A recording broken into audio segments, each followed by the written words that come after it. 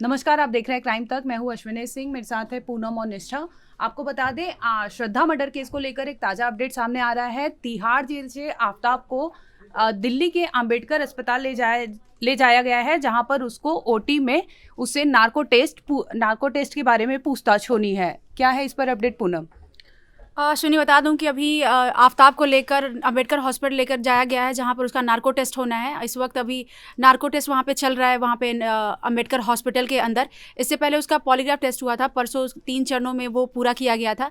अब narco test से बहुत बड़ी उम्मीद की जा रही है कि इस दौरान शायद आफताब से कुछ सवाल पूछे जाएंगे कि उसने श्रद्धा का मर्डर किया है, मर्डर के बाद उसने उसके बॉडी पार्ट्स किया, उसके बॉडी पार्ट्स को कहाँ पर डंप किया है, ये सारी चीज़ें उससे पूछी जाएंगी। इस दौरान पुलिस को ये उम्मीद है कि कुछ खुलासे होंगे जो काफ़ी हैरान करने वाले होंगे।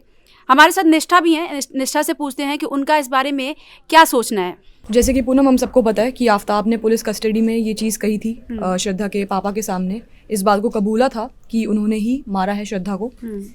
नार्को टेस्ट से असलियत सामने आएगी इस केस की। जहाँ तक हमारे व्यूअर्स हैं, जहाँ तक लोग हैं, सबको पता है कि क्या सच्चाई है। बट एक एविडेंस होता है जिस पे ही मतलब पुलिस काम कर पाती है। एंड इस टेस्ट से उम्मीद है कि वो सच्चाई सामने आएगी, और मेरा पर्सनल ओपिनियन है कि इस बंदे को फांसी होनी चाहिए। आपको बता दूं कि नार्को टेस्ट ना 100% सही नहीं माना जाता है। कुछ ऐसे केस हैं जहां पे नार्को टेस्ट को एडमिसिबल नहीं किया गया है। लेकिन अगर हम बात करें कसाब की, अगर आपको याद होगा कि 26/11 जो मुंबई में अटैक हुआ था, उसमें कसाब का जो कबूलनामा था, उसने जो भी नार्को टेस्ट में कबूला था, वो कहीं ना कहीं इनको जांच में बहुत मदद मिली थी पुलिस को। तो ऐसे में आफताब नार्को टेस्ट में क्या प्रूव करता है, क्या बोलता है, क्या जानकारी देता है, हो सकता है वो बताए पुलिस को कि मैंने कहाँ डंप किया है उसके सिर को, उसके मोबाइल को। इस सब चीज़ों की जानकारी पुलिस को हो सकती है मददगार हो आगे के लिए। तो बेसिकली पुलिस अपनी जांच को आगे बढ़ाने के लिए नार्को टेस्ट करवा रही है। अगर आप देखेंगे कि अगर पुलिस नार्को टेस्ट के बाद कहीं जाती है, जांच के लिए जाती है, फॉरेंसिक टीम जाती है, तो हो सकता है कि कहीं ना कहीं उसने नार्को टेस्ट में कुछ ऐसे बयान दिए हैं जो नया हो, और पुलिस को उसकी मदद से जो भी बॉडी पार्ट्स वहाँ डंप किए गए हो वो रिकवर किया जाना हो, वो मददगार हो सकता है। मेरा क्वेश्चन है, मतलब एक सेकंड, मेरा क्वेश्चन है, पूछ सकती हूँ? हाँ, पूछो। मेरा क्वेश्चन ये है कि अगर नार्को टेस्ट में ये पास हो गया और वहाँ पे पुलिस को जो जानकारी है जो हासिल करनी है वो नहीं मिल पाई, और वहाँ से किसी तरह वो पास हो गया, तो क्या इसको छोड़ दिया जाएगा? क्या होगा इस केस का? ऐसे नहीं है। बेसिकली नार्को टेस्ट में ये होना है ना कि जो भी आफताब बोल रहा है वो सच बोल रहा है कि नहीं बोल रहा है, वो एक क्राइटेरिया है। सेकंड क्राइटेरिया अगर हम देखने जाए तो उसमें ये भी है कि वो कुछ नई जानकारी देगा। पुलिस को वो उम्मीद है कि कुछ नई जानकारी देगा। मेहरौली हो गया, छतरपुर हो गया, मुंबई हो गया, वसई हो गया, ये सब चीज़ें पुरानी हो चुकी है और पुलिस सर्च ऑपरेशन कर चुकी है। वहाँ से कुछ इतना पुख्ता सबूत उन्हें मिला नहीं है। लेकिन हो सकता है नार्को टेस्ट में वो कुछ नया खुलासा करे जिससे पुलिस को मददगार हो। बोले ही ना, हो सकता है नहीं बोले, वो नींद में चला जाए, ये भी हो सकता है, पॉसिबल है। लेकिन पुलिस अगर एक बार ऐसे होगा तो दोबारा नार्को टेस्ट कंडक्ट कराएगी। ऐसा तो है नहीं कि अगर इसने कुछ नहीं बोला तो आगे नहीं होगा नार्को टेस्ट। तो बेसिकली नार्को टेस्ट से इनको ये मदद मिलने वाली है कि कुछ नई खबर दे दे।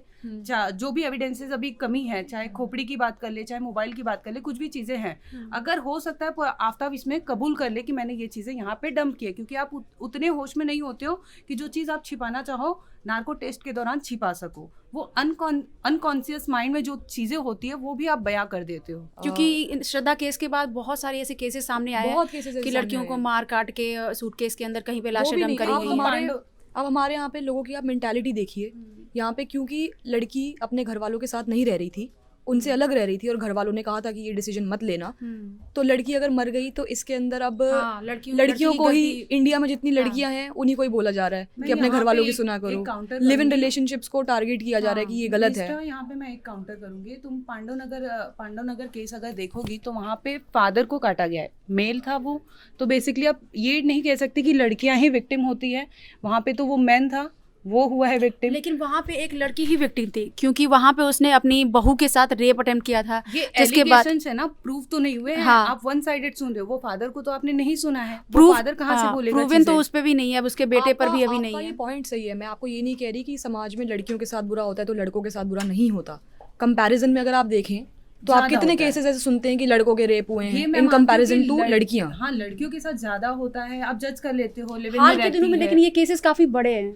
आफ्टर श्रद्धा? हाँ, आपको ये लगता है ऐसा? मुझे लगता है कि न्यूज़ ज़्यादा कवर हो रही है इसलिए हमें पता चलती है। बहुत सी चीज़ें हो होती सकता है है, कि हाँ। आप तक नहीं पहुंच पाती है। तो ये कहना कि अभी हो रहा है पहले नहीं हो रहा था, ये मैं पर नहीं काफ़ी मानती। लोगों ने सोशल मीडिया पर, जिनसे हम जस्टिस की उम्मीद करते हैं, उन्होंने ऐसे ऐसे भद्दे कमेंट्स करे हैं, ये बोलकर कि लड़कियों को अपना पहनावा देखना चाहिए, अपने घर वालों की बातें सुननी चाहिए, मानना अगर बातें चाहिए, नहीं मानोगी तो ऐसा होगा ही। ऐसा होगा ही। तो इस चीज़ के अंदर भी, ऐसे केस के अंदर भी लड़कियों को ही मतलब क्यों टारगेट किया जा रहा है, मुझे वो बात भी नहीं समझ में आती। यहाँ पे लोगों की सोच नहीं समझ में बेसिकली आती। यहाँ समाज की बात करनी चाहिए कि समाज कौन सी चीजें कैसे सोच ले रहा है, परसेप्शन कैसे बना रहा है उस तो चीजों victim को blaming ही लेके। होती है ना हमारी हाँ, country में। ये तो है कि आप विमेन को ही विक्टिम बनाते हो या विमेन को ही मतलब टारगेट करते हो, चीजें बोलते हो विमेन के लिए, चाहे वो कपड़े हो, चाहे वो चलना हो, चाहे उसका किसी के साथ मिलना जुलना हो, चाहे वो शराब पी ले, हर चीजों पे आप जज करोगे विमेन को, तो ये गलत बात है। सोसाइटी में अगर मेल एंड फीमेल दोनों हैं तो आपको जेंडर बायस नहीं होना चाहिए, चीजें सबको एक नजर से देखनी चाहिए।